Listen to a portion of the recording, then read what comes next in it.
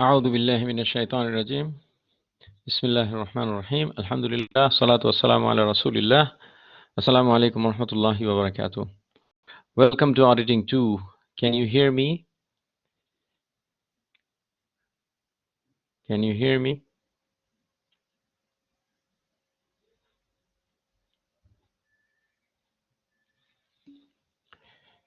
Very good. So we would like to start with the introduction to the course. Obviously, you know my name. My office hours. My office is in the male side, which is room D122. Now, if we ever resume class this semester face to face, then that's the office. If we have office hours, physical office hours, then that's where we are going to meet. The best way to communicate with me is uh, through email, and that's my email address as you see on the screen, and it's also available in the website, in the university's website. So the best way to communicate with me is, via email.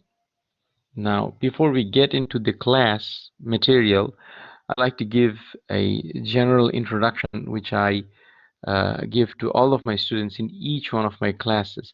If you've taken a class with me before, um, you have heard this before, and a refresher will be good for you, inshallah. Your success in this course and your success in your career as well is very important to me. So I would like for you to start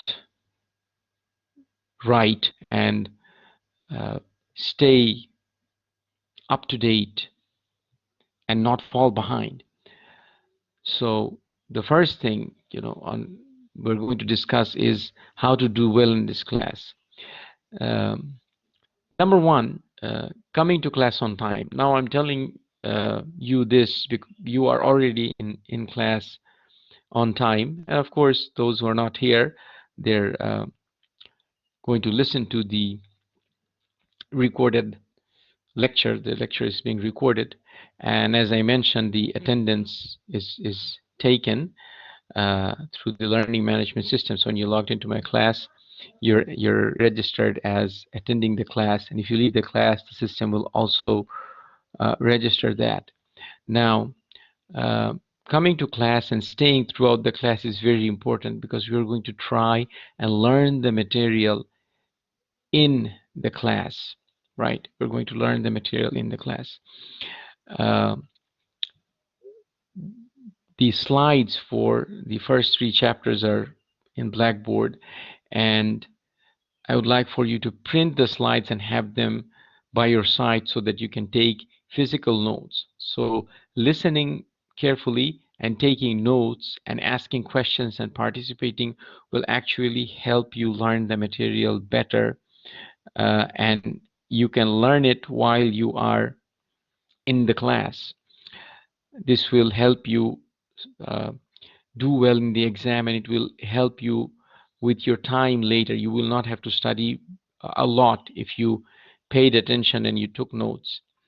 And I emphasize the hard copy for 2 reasons. Research shows, number one, if you study from the hard copy, then number one, you understand better. So your comprehension is going to be better. You understand the material better. You and I are looking at electronic material all day. We're looking at a screen, and you're looking at one right now. So doing the variation, looking at the hard copy and physically writing with your hand something on that hard copy, making some notes, writing answers to some questions and so forth that you might have or someone else might have asked, will actually help you learn the material better. So it helps comprehension, and this is what research shows. The second thing that will uh, be beneficial is it helps you retain the material longer. So that's also, supported by research that shows that if you study from hard copy, your comprehension, not only you understand it better, but you remember it longer. So it's going to help you beyond uh, the course, even when you go to work, inshallah. Now, uh, a few students ask every semester this question, that is, the book. Do you need the book? Do you need to study the book and so forth? The answer to that question is yes. You need to get all of the textbooks of your major, and also all the business textbooks. If your major is accounting, which is most likely the case because you're taking an elective class, uh, you need to have not only the textbooks of accounting subjects, but all the business subjects. And you should make for yourself a library in your office when you go to work, or it could be in your home as well. Nobody can remember everything. I have taught this class many times, and before the lecture, I have to look at my notes, I have to look at the material, I have to refresh myself, I have to review, I have to remember certain things, maybe read a few things again to refresh my memory. And this is something that is true for most people. So when you go to work, you're not going to remember everything, although you might have made an A in the course, but you will remember that, okay, this is something that I studied in auditing. It was in the chapter of sampling. So you can go back to the book and you can quickly look at that and you will immediately remember. So keep the books, make yourself a library, have this available in your office when you go to work, inshallah. Or you could have this at home as well if you like, but better if you can have it very close to where you do the work. That way you can look it up very quickly. And this is something that everybody has to do. And this will make you a better professional, inshallah. Now, read the book. During the course, read the book even if you don't understand 100%. If you only understand 50%, 60%, right, 70%, read it. This will increase your understanding. So you have the book, that's one source. You are attending the lectures, inshallah, though that's a second source. You have the notes in the slides, that's a third source. And then you can avail many videos and audios that are available on any subject that you're studying. The internet is full of those resources, and nobody can understand every single professor well. You might understand the professor better, your friend might understand another professor's lecture better. If you don't, this is not just true for my class, it could be for any class. If you are not clear on the material, if you did not understand your professor clearly, you can listen to a video on the subject, and you can listen to a 5-minute video, 10-minute video, 30-minute video. The material is abundant. There are many resources online, and you should utilize this resource to help yourself, right? So you're responsible for your learning. Take charge of your learning. Outside of the class, at a minimum, you need to study 2 hours. And when I say study 2 hours, I mean 2 quality hours, not just sitting in front of the book while your phone is there and you're watching something on the TV or something is playing in your earphones. Not that type of hour. Some quality time when you are rested, energized, and focused. You're sitting down for an hour to study auditing 2 or any subject as of that matter. If you can give yourself a couple of quality hours during the week, every week from the first week, then you will have very little work to do by the time you get to the exam or the quiz. And the closer this study time is to the class, the better you can learn the material. So let's say we study something on Sunday. If you can review that material Sunday evening or Monday morning, then you will need little effort to learn that material well, right? And review that material and refresh yourself. If you wait until 2 weeks have gone by, you will need more effort to remember, because by that time many other material were discussed, and you had attended many other lectures in other classes and so forth, so your head is full of information with, full of other information. So this timing is very important. So study as close as possible to the class time. Organize yourself.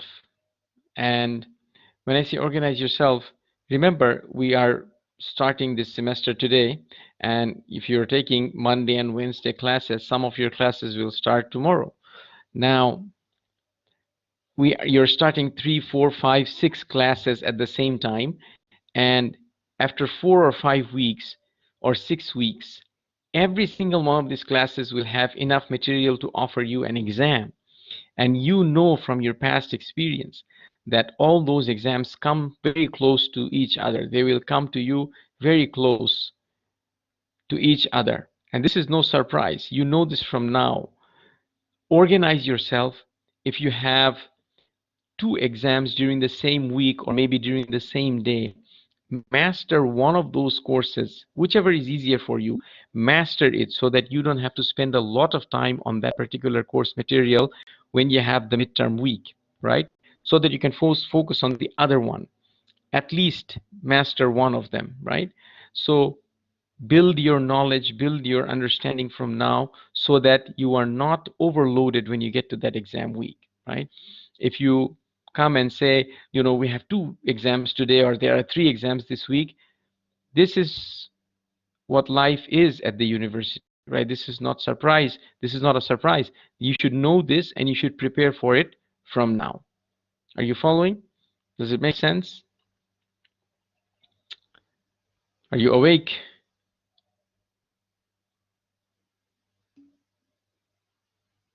Right, very good. Mu'tasim and Sharat. Faisal, are you there? Are you listening? Very good. Now, a little bit more on the organizing yourself. Now, I'm going through all this stuff because your success is very important to me. The success of every single one of my children is important to me, and you are no different than them. So when you become a successful professional, a successful executive, a successful accountant, it will make me very happy. When you send me an email saying that you have done well professionally in some capacity, it will make me really happy, right? And I would like to prepare you for that from now on, and I'm going to be available throughout your career. As long as Allah gives me tawfiq, I will be available to help you. So I'm just going to be an email away from you for any help you need beyond this class even, right? Now, organizing yourself is very important if you want to do well, not just in this course, but in any course at the 4 and 500, 3 and 400 level. 500 is master's course. 3 and 400 level courses require a little bit more effort. Good sleeping habits and studying habits are very important. Now, for most of us, our bodies are designed in such a way, Allah has designed the bodies in such a way that, sleeping at night actually helps you rest better. If you stay up late at night and sleep late, you're not actually getting the rest. There is a lot of research on sleep, and if you sleep early, if you sleep, let's say 9 or 10 o'clock, and at 9 o'clock I may be a little bit difficult for you, but try 10 o'clock. And if you slept late and you woke up late, then you're going to bed at 10 o'clock, you might not be able to fall asleep. So the key is you start by waking up early. So if you wake up 4 or 5 o'clock in the morning, then by the time it's 10 o'clock at night, you're going to be tired and sleepy. So if you sleep during that time, research shows that 1 hour of sleep between uh, 9 p.m. and 3 a.m., right? 1 hour of sleep is equal to 2 or 3 hours of rest. Whereas after sunrise, if you sleep 2 hours, that's equal to only 1 hour of rest. So if you get the maximum from those hours, the body releases a particular chemical at night. If you're able to sleep at that time, then the body will rest better. So sleep early and wake up early. And if you wake up early and fresh, you may be able to study a couple of hours before the first class. If you have a class at 8 or 9, you will have a couple of good quality hours of study before that time. And this is going to be equal to 2 or 3 hours of study any other time. So if you studied early 1 hour, that will give you the learning of 2 hours if you were to do it late in the afternoon when you're tired and you have attended classes and you have eaten and so forth. So uh, waking up early and studying a few hours in the early mornings will help you tremendously. The second thing is exercising. The exercise is very important. The number one excuse or complaint people have because of which they are not able to exercise is what? When you say people to exercise, what is the number one thing they say? What do they don't have? Time. Time, right? And that is not true, because if you did make an organized effort, you would have time. Have you seen anybody, have you met anybody who has told you that, I have not taken much shower this year because I didn't have time? I only took a couple of showers this year because I just didn't have time. You see anybody, meet anybody like that? Do you know anyone like that?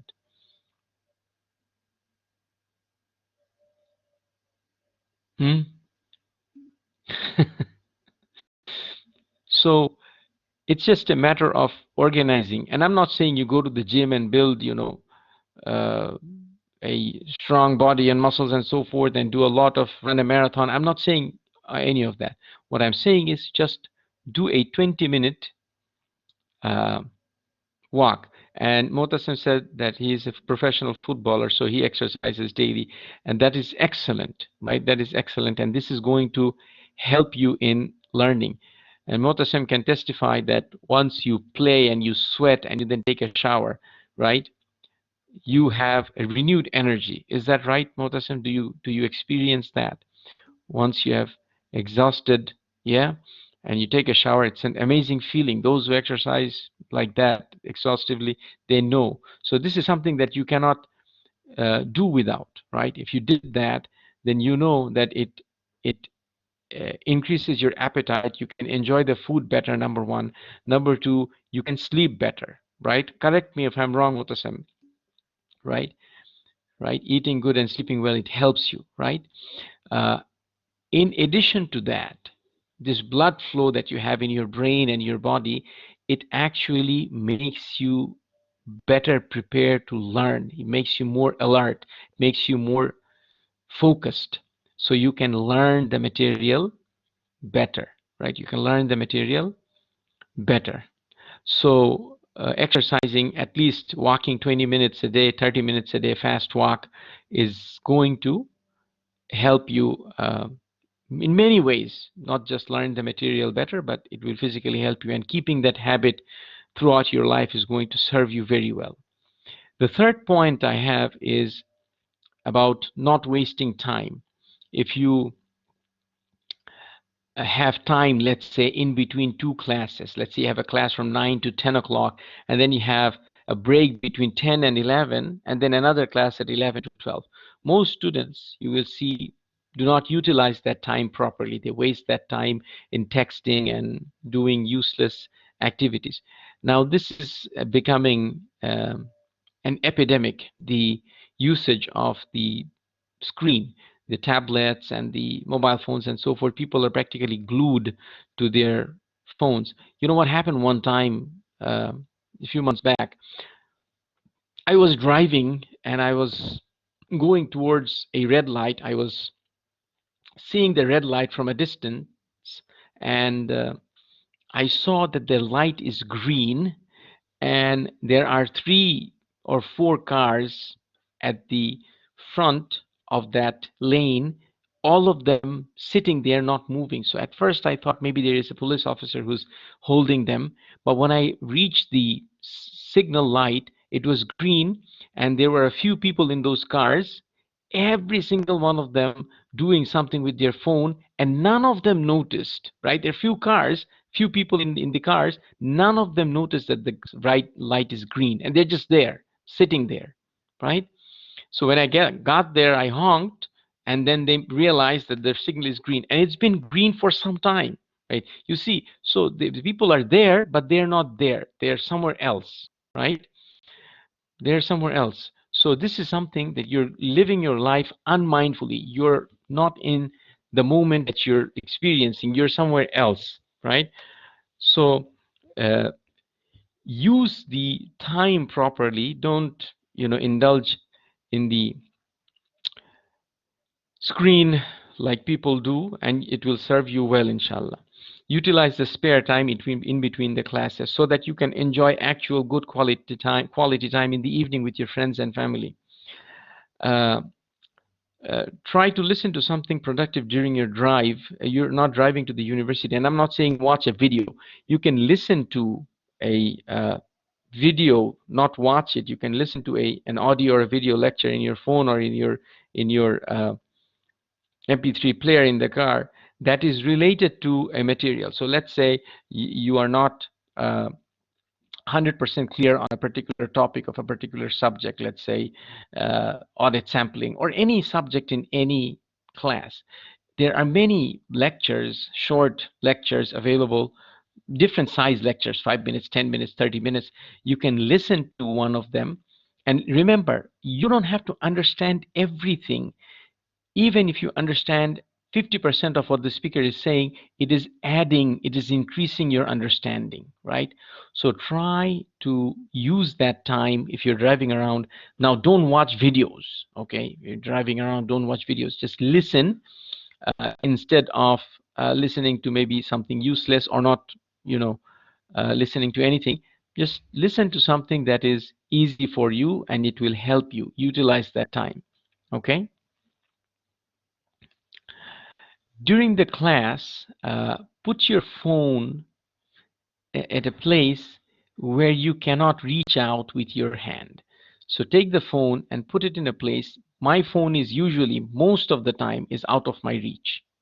The reason is if it is within the reach, and also most of the time my phone is silenced, right? Most of the time it is silenced because if the phone makes a ding sound, you cannot not look at it. It's just human curiosity that will make you go there. So have particular intervals. So let's say you check the phone messages once every 3-4 hours, and then you put it away. Put it somewhere where you cannot hear it or you cannot reach out with your hand. Try this for a couple of days and see how much more time you have, right? During the class, do not be texting or sending messages or sending emails or doing other activities in other screens. Now, if you're in my class, I don't think any one of you have attended a physical class with me, right? There are 3 students here. I don't think uh, none of you have attended a physical class with me. But if you ever attend a physical face-to-face class with me, you will find me going around and catching students and asking them to stop doing these messages because of where you are and where I am. I cannot physically do it. And this is important. Your success is important for me, and it's definitely important for you. So be in the moment, be in the class, right? Don't be engaging in other activities. Avoid the chatting and messaging and so forth. Focus. If you give me your attention, inshallah, I will try to teach the material during the class. Bring the printed copy of the slides. Have a notebook ready and a couple of pens and pencils so that you can write. And again, do not open any other devices unless we are doing an activity in it, right? All right. So, any questions so far?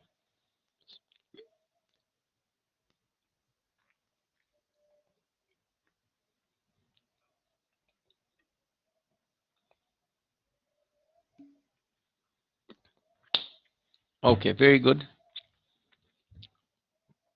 Auditing 2 is a 400 level class.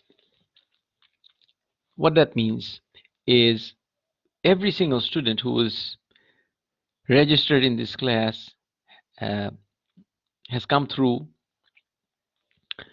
many other courses, and definitely the student is intelligent enough to come this far. So every single student who's attending this class is intelligent and smart enough to go through this class. But it requires a little bit of work. It requires a little bit of hard work because the material is involved. So it is the student's responsibility to try and put the effort to learn the material. And I am going to help each one of you to the best of my ability, inshallah, to be successful in this course. But you need to do your part. Okay? So, what we're going to start with in this course is chapter 8, which is about audit sampling. But before we do that, a little bit of review of auditing, which you have learned in the Auditing 1 class. Now, public companies. Who can remind us what public companies are? What do we mean by public companies?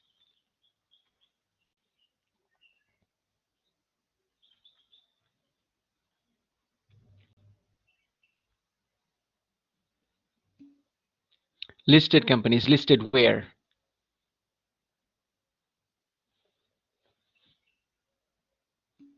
In the stock exchange. Very good. Public companies are very good. Stock markets. This public companies are those companies whose stocks you can buy from the stock market. You and I can go and buy a stock of Vodafone or Uridu or any other company that is listed, Microsoft. If you buy the stocks, you're going to become one of the shareholders, which is one of the owners of the company, right? So the shareholders own public companies, but they don't participate in the management of the public companies. The shareholders elect board of directors. The board of directors are the representatives of the shareholders. The board of directors form a committee that is called the audit committee, and the committee's responsibility is to work with the independent external auditors. Now, you remember these three words. I'm going to ask you this again and again. Independent external auditors. When I say we, when I say we are supposed to do this and we are going to say this and we are going to do that, that means I'm referring to independent external auditors. The audit committee, which is formed by the board of directors, and the audit committee is answerable, it's accountable to the board of directors, works with, the audit committee works with the independent external auditors in facilitating their audit. The board of directors also hires someone called the CEO. The CEO. The CEO stands for, what does the CEO stand for? The full of CEO is what? Chief Executive Officer. Very good. The Chief Executive Officer is the head manager of the company, responsible for the management of the company, and the management of the company reports to the CEO. And the management of the company includes other officers such as the Chief Financial Officer, CFO, or the Chief Accounting Officer, the Chief Marketing Officer, right? All of those other executives are under the CEO and they manage the company.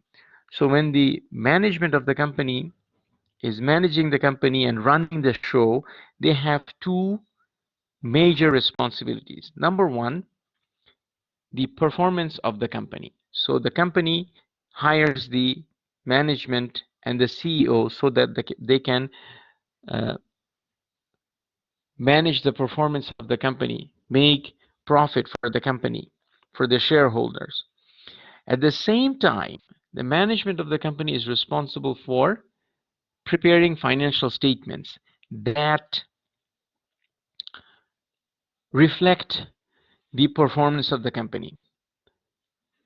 So first, They're supposed to manage the performance of the company. Second, they're supposed to prepare the financial statements. Their accountants prepare the financial statements that reflect the performance. Now, the problem here is if the company is not performing well, profit is not good enough, the assets are not good, the liabilities look bad, the loss is increasing, the management has the opportunity to lie in the financial statements. They can not speak the truth in the financial statements and show that the company is making good profit and it has a lot of good assets and does not have a lot of liabilities, it does not have any problems. They have the luxury because they are the ones who are preparing the financial statements. So to avoid this, to take care of this problem, the board of directors hire independent external auditors. Independent external auditors who audit the company. The company that is audited, I'm going to refer to this as the company under audit or the client. So in our auditing term, we say the client. Who's the client? The company under audit. Are you following? Who's the client? Tell me. I want you to repeat and tell me who is the client. Who's the client? Company under audit, right? Faisal, who's the client? Company under audit. Motasem, who's the client?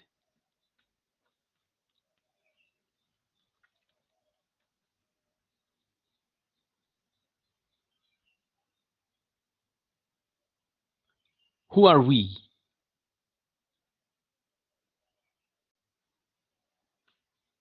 When I say we, who are we? External auditors. There is one word missing. There is something else before the external. What did I say? Do you remember? Independent external auditors.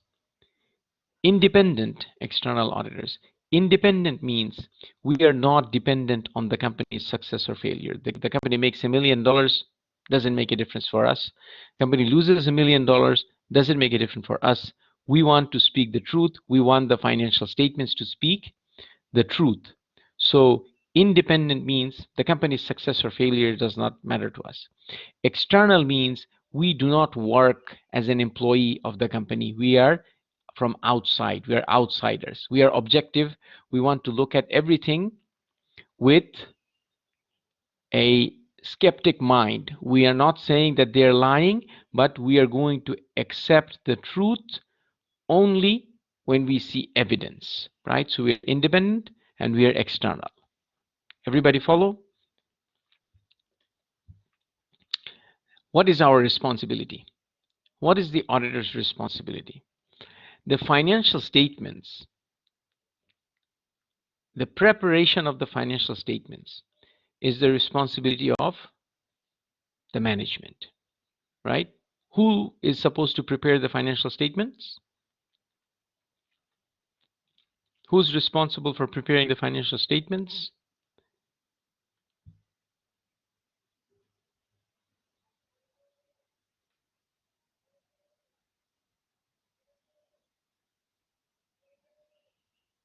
Are you guys there? The management of the company, not just one financial manager, Sharat, but there are many accountants, but the ultimate responsibility is with the management. So the management of the company prepares the financial statements and the head manager is called what? What is the name of the head manager in the company? What do we call him? The CEO, right? So under the guidance of the CEO, the management prepares the financial statements, right? And the independent external auditors, right? We are the independent external auditors. We come and we give an opinion on the financial statement. We want to see financial statements that have the following two qualities. Have you heard this before? True and fair. Have you heard of this before? Have you heard the phrase true and fair? Right? True and fair. Right. She should have heard this in auditing one. True and fair. The financial statements should be true and fair, and we're going to audit that and we're going to give an opinion. There are primarily four types of opinions. There are others, but these are four primary audit opinions. The first one is unqualified. What does unqualified mean? Is that good or bad? If I say we are giving an unqualified opinion, is that good or is that bad?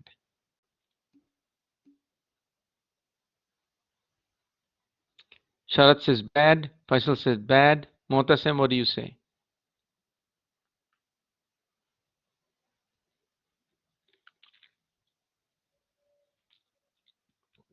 I'm losing Motasem from time to time. Maybe he's going somewhere.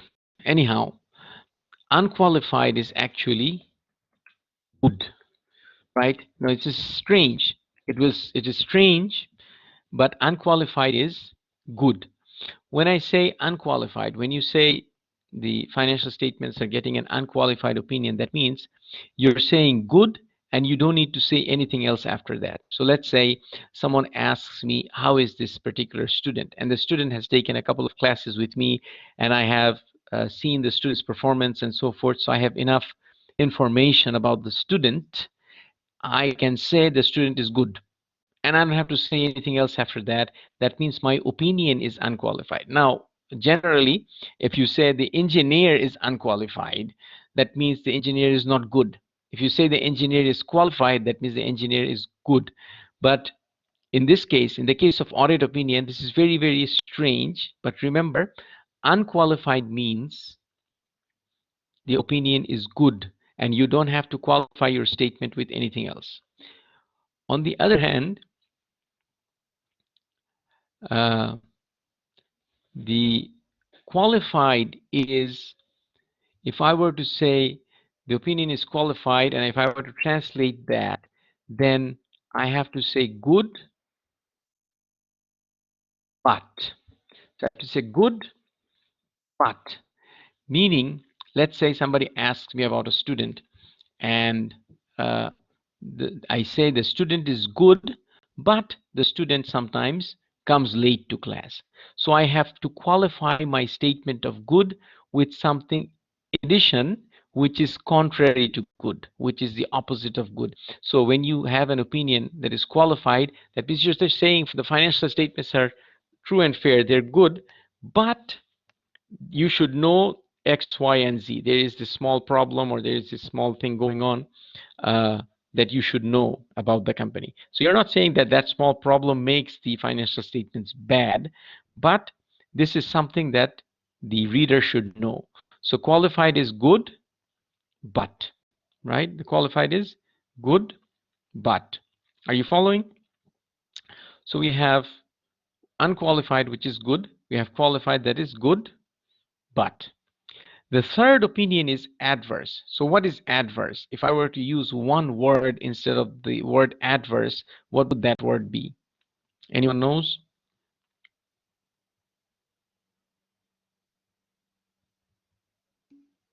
Not good, right? That's two words, Sharat. I say use one word. Use another word. Use opposite of good. What is opposite of good? Bad, right? Bad. Very good, Faisal. Right? Sharat, opposite of good is bad, right? So adverse is the financial statements are not true and they're not fair. You follow? The financial statements have problems. You have enough evidence to say that the financial statements are adverse.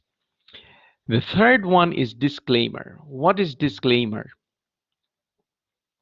Disclaimer is when you do not have enough information to say good or bad. You don't know. You don't have a decision. So undecided. So somebody asks me about a student, let's say, how is this student? And the student has taken a class, has attended a couple of classes with me, the beginning the semester, and the student attended one or two classes. I cannot say one way or the other because the student has not been with me long enough. So I don't have enough information to say good or bad, right? So that is called disclaimer. So it can happen where you're trying to audit a company and the client has not shared enough information with you, or it is possible that you started to audit and there was a roadblock that stopped you from continuing the work and you cannot give an opinion. So that's disclaimer, right? So these are four main opinions the auditors give. Unqualified is good. Qualified is, tell me quickly, good but, right? Adverse is, tell me quickly, what is adverse? Bad, right? And disclaimer is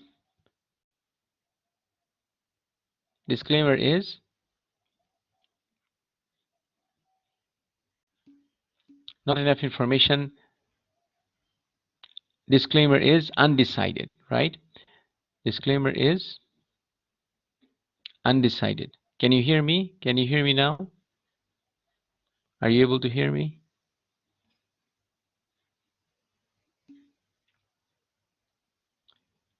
Okay. Okay. So undecided or are not known, right? So you don't know in the disclaimer. When you give a disclaimer opinion, you're not saying good or bad, you just don't know. All right. Now, a couple of more slides and we are done. The time frame of the audit usually uh, is as follows. The financial statements are prepared throughout the year. So the management has 20, 30 accountants or accounting staff, let's say, that are working on gathering the data and processing the data and producing information, right? The accounting information system of the company prepares the financial statements throughout the year. Many people working towards that. The auditors traditionally come at the end of the year and they look at the financial statements and the work that the client has done over a period of 12 months, and the auditor usually has a few weeks to audit the data, they audit the financial statements. Now, because of technology and so forth, the auditor can look at much more than the auditor looked at before. There's a big data and audit analytics and so forth. But traditionally, we're going to start off by learning how it was done traditionally, because sometimes the technology is not available, and sometimes the client, the business of the client is such that you cannot apply the technology even if you are advanced. So you need to learn the basic uh, without the technology. And then as you progress in your career, if you become an auditor, you're going to update yourself with the latest technology that is continuously evolving. The technology is continuously changing and it's updating. So you're going to learn it as well. Traditionally, the company has 1 year, right? The company that is under audit has 1 year of financial statement preparation time. You, the auditor, I, the auditor, we come at the end for a few weeks to look at the financial statements. Conventionally, it is not possible to check everything. Can you check everything? You have 10 or 15 auditors looking at the work of 30, 40 accountants or accounting staff that they have done over a year, and you're looking at it for a few weeks. Can you look at everything, every single thing they have done? It is not possible, right? So what do you have to do? You have to take a sample. You have to take a sample. And this is where we are going to start in this course, is how to take a sample, where the sample is going to tell you the truth about the financial statements. So you want to take a sample, and you want to take the right size sample, the representative sample, and we're going to discuss a lot more about samples in our next class, inshallah. You have to take a sample before you actually do the work. All right. Any questions from what we discussed today? Any difficulty, any problem in understanding what we are discussing? Everything is clear, inshallah. Very good. All right, then. I will see you, inshallah, on Tuesday at 9 a.m. All right? All right. Assalamu alaikum wa rahmatullahi wa barakatuh. These slides, Sharat, they are not in Blackboard. So you have to take notes for these slides, and you can watch the video and take notes. These slides are not in Blackboard. Okay, and this is intentionally there. So those students who have missed the class, they need to look at the video, they need to watch the video, and the video is going to be available. And if you haven't taken notes, you can take notes by accessing the video again. Okay? Clear? All right then. I will see you inshallah Tuesday. Assalamu alaikum wa rahmatullahi wa barakatuh.